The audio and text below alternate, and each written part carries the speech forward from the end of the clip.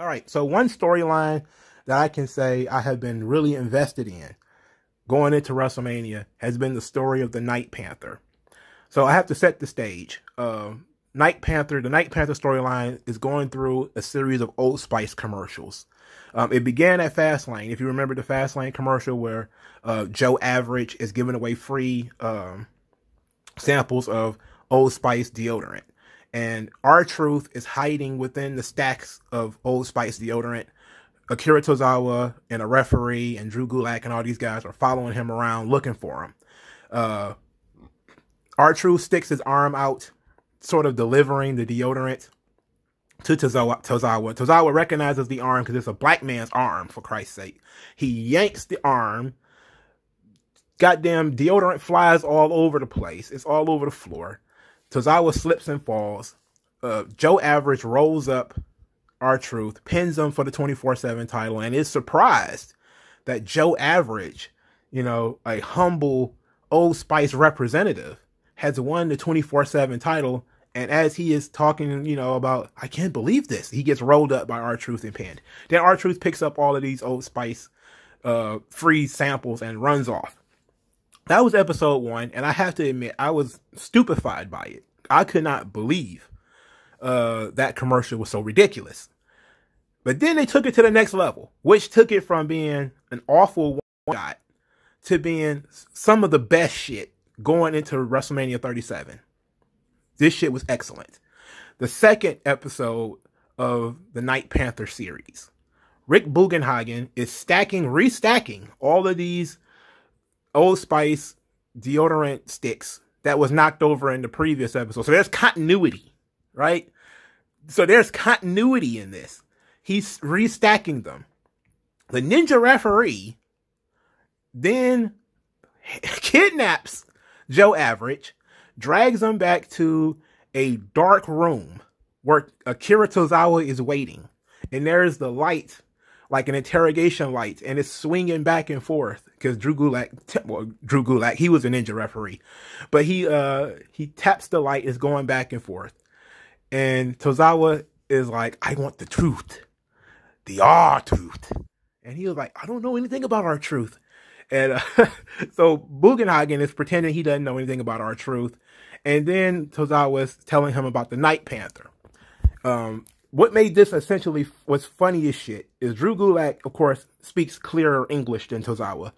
So he's telling this story about Akira Tozawa being a child, or telling him the legend, his father telling him the legend, that a hero will rise up to overthrow R-Truth and win the 24/7 title. And this hero will become the Night Panther. And as Drew Gulak is telling this story, Tozawa, with his English, I did not understand what he was saying at all at first. He was saying, Ninja referee. And then Gulak would continue to say, Ninja referee. And he was like, sorry, sensei. It was so stupid. It was so stupid, but it was great. So Bugenhagen is like, I don't know anything about the Night Panther. It was just a shirt that he was wearing. And Tozawa was like, liar. And he's like, well, if I'm not under arrest, I want to leave. And then Tozawa was like, we're not the police. We're ninjas. So Bugenhagen gets up and he's out of here. Joe Average, he's out of here. He's taken off. And Tozawa then begs him to undergo the Night Panther training so that they can defeat R-Truth and win back the 24/7 title and complete his destiny of being the Night Panther. And Bugenhagen's like, come on, I don't know anything about these. Please. So Joe Average, a.k.a. Eric Bugenhagen, you know, agrees to undergo the Night Panther training. Episode 3, we get Bugenhagen and Tozawa sitting on the bench. Bugenhagen's kind of worn out. He's kind of tired. Look, it's not working, you know. We see clips of Bugenhagen trying to roll up Drew Gulak, but he's too weak in the arms. He can't get him over. You know, he's trying to catch the gobbledygooker like in Rocky, but he can't do it. You know, he's too slow. And Tozawa then summons it was like a montage of all of these big failures that Joe Average is going through. And it's just too hard. He can't do it. So then he goes into the locker room and he's completely deflated. Like the Night Panther thing isn't working. And then all of a sudden in the mirror is a disembodied Panther head. A disembodied Panther head who is telling him that he really can do it. And then a disembodied Panther paw reaches through the mirror to give him a stick of Night Panther Old Spice deodorant, which he sniffs, and you hear cat rowing noise, like wow, wow, wow noises. And now all of a sudden, he feels confident enough to go out and, complete the mission to become the Night Panther. So once he becomes the Night Panther, rolling up Drew Gulak is easy. He can catch the gobbledygooker and roll him up too. And him and Tozawa is dancing. They're just having so much fun. They really have set this plot against R-Truth in the 24/7 title. This shit was great. All right. It's so stupid.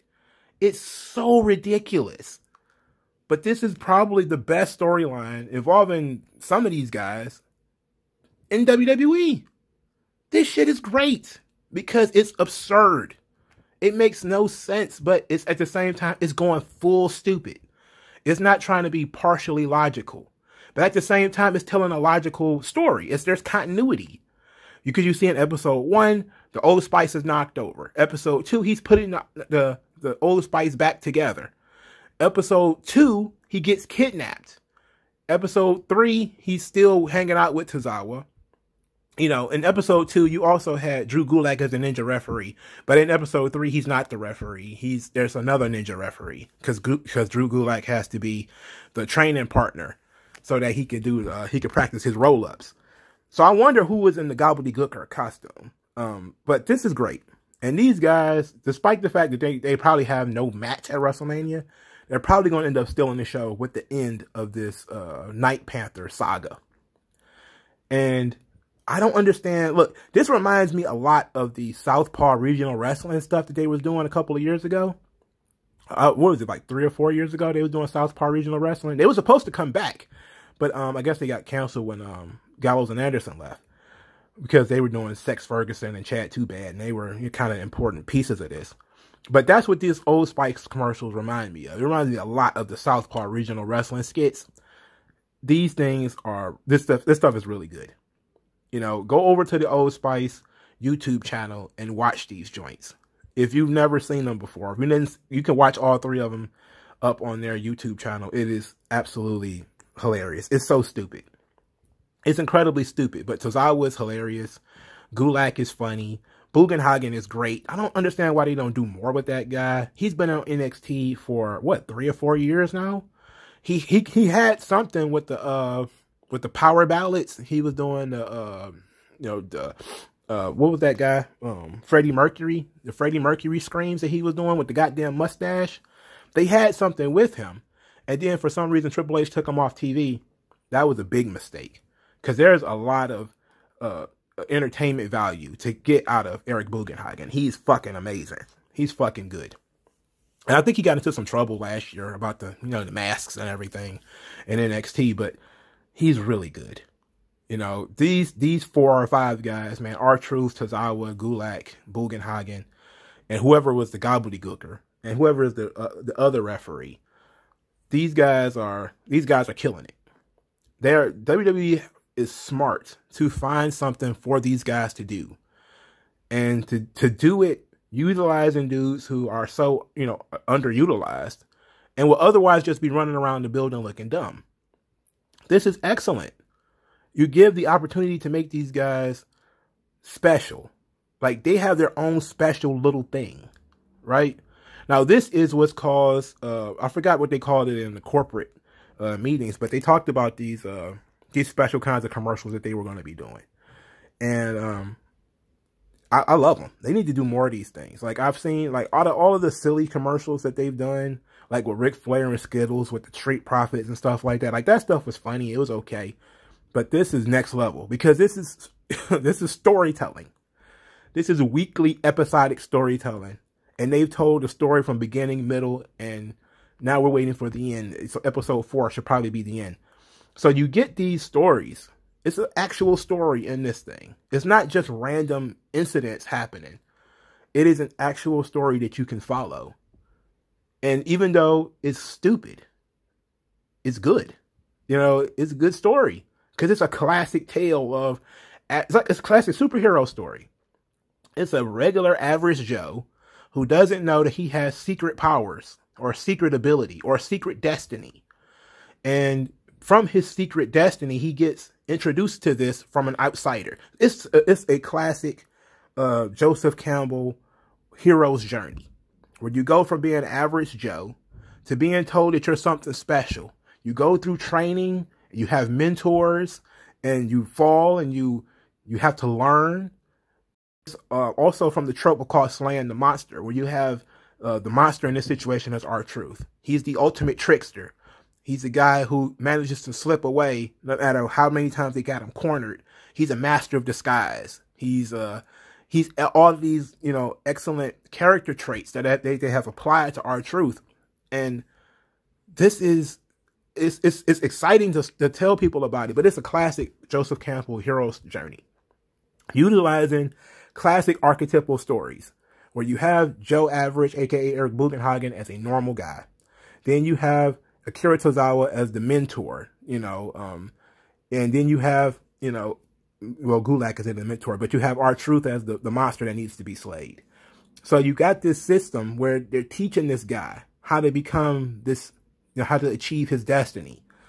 And even though it's filled with disembodied Panther heads and gobbledygooker, and they're just practicing roll-ups, and they're doing air guitar, and they're dancing, and it's stupid. It's a classic story. And this is the best story WWE is putting forth at WrestleMania. And this, I don't know if you think this is embarrassing. Like you would say, like, why are they putting so much effort into these commercials? But these commercials are fucking awesome. They're fucking awesome. And the skeletal structure of them is basic storytelling. You know? And I love it. But what do you guys think of these commercials? Let me know in the comment section below. Like this video, share this video, subscribe to the channel, hit the bell for notifications. Go into the description. There will be a link to the Cash App where you can send cash if you want to help this channel. You can also subscribe to Subscribestar if that is more your thing. You can also follow me on Twitter there as well. So let me know what you guys think, and I'll talk to you guys later. Da da da da da.